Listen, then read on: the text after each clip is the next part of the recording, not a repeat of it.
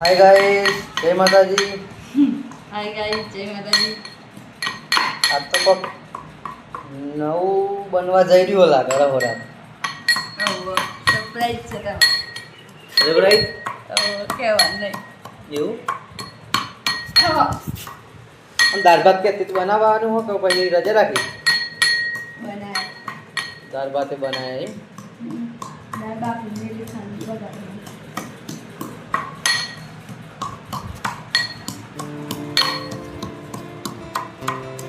ઉડા લે મળતો પણ થોડું છે ને ઓછું બંધ રાખવાનું ને ઓછું બે જાય તો ચીકું ચીકું લાગશે મને. આ તો જાનકી લાગ પક બનાવવા તો સજ ગમે તે કહેતી નહીં ગમે કે ન બનાવું નહીં કહેવાય તમે કહો મને પકા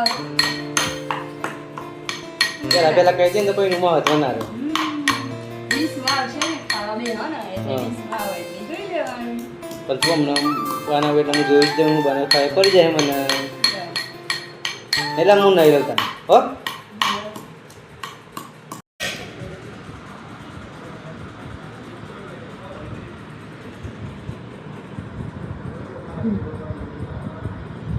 પગ જુગાડ કરવો પડે એટલું બાકી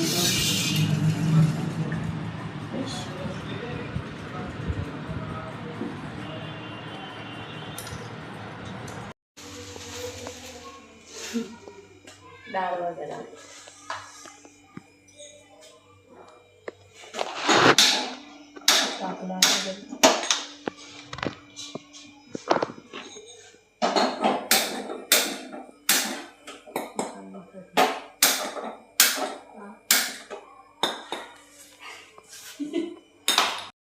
શીવ તૈયાર થાય છે જો કરાઈ બરાઈ ગેસ ઉપર લાગી જાય છે કુકરમાં એ આપણે દાળ ચટકા મારી રહી છે અંદર જો એક બાજુ ગરમી લાગે છે જો છે ને 55 ડિગ્રી ગરમી પણ કહેવાય હવા જ લેવો હોય થોડી તાપમાં ધપવું પડે ઓકે જો કમિંગ સૂન પકોડા તરા છે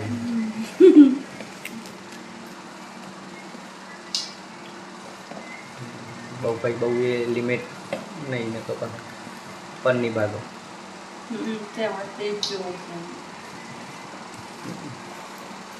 તો ગાઈસ તેલમાં પ્રેશર આવ્યું હતું થઈ જ છે ગરમ ખાલી એમ પકોડા તરવાની જ વાત છે નહીં. તો ગાઈસ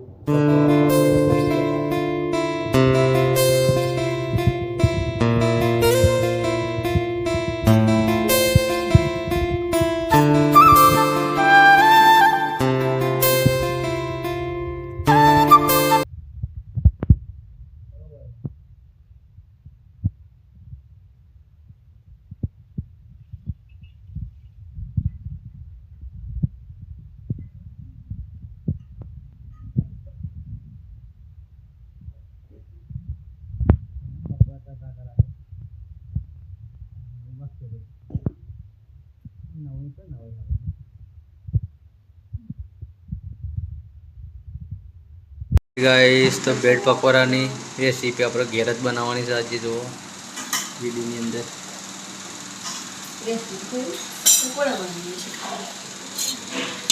પકોડાનું ચણાનું ફ્રૂટનું ખીરું બનાવ્યું છે.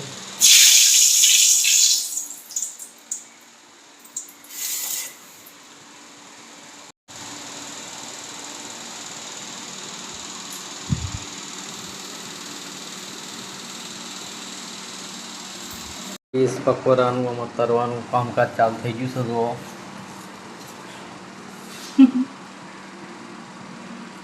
આવડતા નહીં આવે કારીગર નહીં કોઈ એ તો કોઈ શીખીને આવ્યું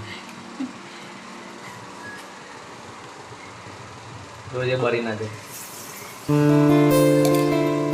બ્રેડ પકોડા તરાય તો બરાબર ગરમ ગરમ થઈ લઈએ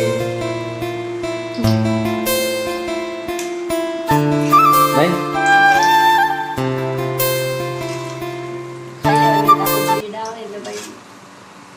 ખાઈ લઈએ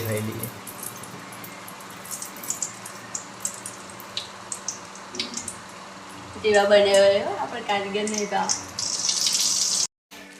પકોડા તૈયાર થઈ ગયા ને